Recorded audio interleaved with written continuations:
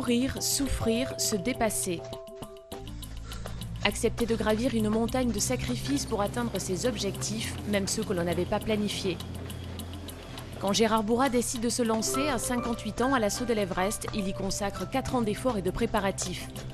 Mais en mars 2006, à 3 semaines du départ, une violente douleur au rein vient contrarier ses projets. Le diagnostic est implacable, tumeur cancéreuse, il faut opérer. Le jour où on vous annonce une telle situation, surtout quand vos paquets sont prêts et sont partis, et que vous êtes prêt à réaliser le rêve de votre vie, eh bien tout s'écroule pendant un instant. Et puis l'instant après, eh bien, je crois qu'il faut se ressaisir et prendre les problèmes tels qu'ils se posent et chercher des solutions. Des solutions auxquelles bien peu auraient songé, car contre l'avis général, Gérard Bourras ne renonce pas à gravir l'Everest. 2 semaines seulement après l'ablation de son rein droit, au lieu des 2 mois de convalescence prévus en temps normal, le voilà au camp de base. Là, on est à 7000 mètres. Là, on est à 8760 mètres. À partir du moment où j'ai mis les pieds sur le sol de l'Everest, c'est clair que tout était derrière moi. J'avais qu'une chose, c'est le sommet qui était en face de moi. Et dans les 60 jours qui ont suivi, je les ai passés à réfléchir quotidiennement sur ce qu'il fallait que je fasse pour que ça se passe au mieux et dans les meilleures conditions. Une autre épreuve l'y attend. Lors de l'assaut final, il subit de plein fouet les morsures et les engelures du froid. Au retour, il sera amputé de presque tous ses doigts et ses orteils, mais pas question de se plaindre. Les cancers, bon, ben voilà, il existe comme pourrait exister, comme les amputations, c'est pareil. Ça fait partie des choses qui apportent quelques petites contraintes que l'on gère, et puis on fait confiance. Et puis, quand les problèmes se reposent, eh bien, on les adresse et on les résout, et on continue de vivre. Un volontarisme qui suscite chez tous ceux qui le côtoient la même admiration.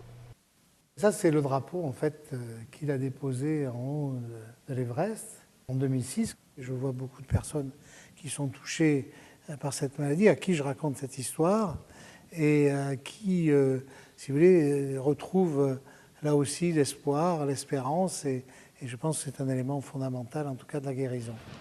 Une telle initiative ne pouvait qu'amener Gérard Bourras vers les dirigeants de la Ligue contre le cancer de Côte d'Azur. J'ai trouvé que c'était quelque chose d'extraordinaire comme témoignage, si vous voulez, de l'importance du moral, de l'importance du fait que lorsqu'on a un cancer, lorsqu'on est atteint par un cancer, on ne va pas automatiquement, comme les gens le pensent, souffrir et mourir.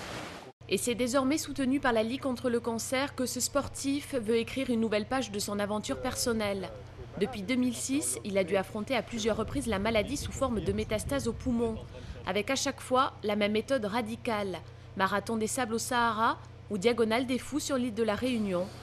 Bien que diminué, il se dépasse et va au bout d'incroyables défis physiques. Dans mon esprit, je ne suis pas cancéreux, j'ai un problème à résoudre, je le mets sur le côté, il ne rentre jamais dans ma vie. Ma vie actuellement, c'est ça, à l'instant présent, c'est l'effort. Je ne pense pas à la maladie, je n'y pense jamais à la maladie. Pour moi, elle n'existe pas.